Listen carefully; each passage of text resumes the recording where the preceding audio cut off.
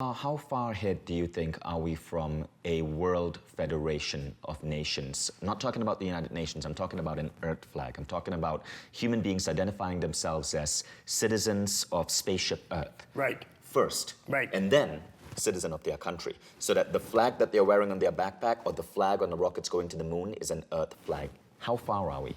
Well, right now, the numbers are a little bit disturbing. Because what we find, and depending on which model you use, you get slightly different percentages. But it looks like around 60 to 70% of the world's population are ethnocentric or lower. So our problem right now is the particularly best and brightest do tend to move into world-centric. So they're arguing, we have to include everything.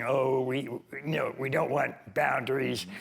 But you have to be very careful, because then when you get into cosmocentric, then you also see the ways in which all of these earlier stages have to be carefully fit with one another. So we do need a stage of ethnocentric, and then we need world-centric institutions, and in cosmocentric. And that brings us to a very interesting concept over here, which is that when you move to integral, as the name suggests, you're integrating all the individual stages. For example, when you're going from egocentric to ethnocentric, you're not saying, oh, I'm just going to give myself to my religion or my tribe. I don't matter.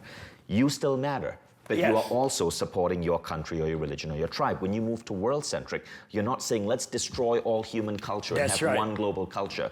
You might still appreciate festivals from unique religions and cultures. You might celebrate Christmas and Holi and fast during Ramadan.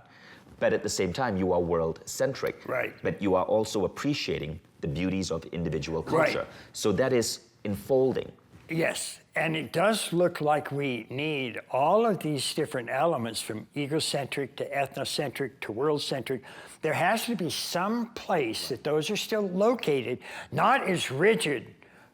So if you're just at ethnocentric, then you want walls everywhere. Yes. And that's what we had in all of our ethnocentric periods. People were building, the Great Wall of China. People were building walls everywhere. We really do have to grow through these. And one of the important stages, everybody goes through it, is the ethnocentric stage.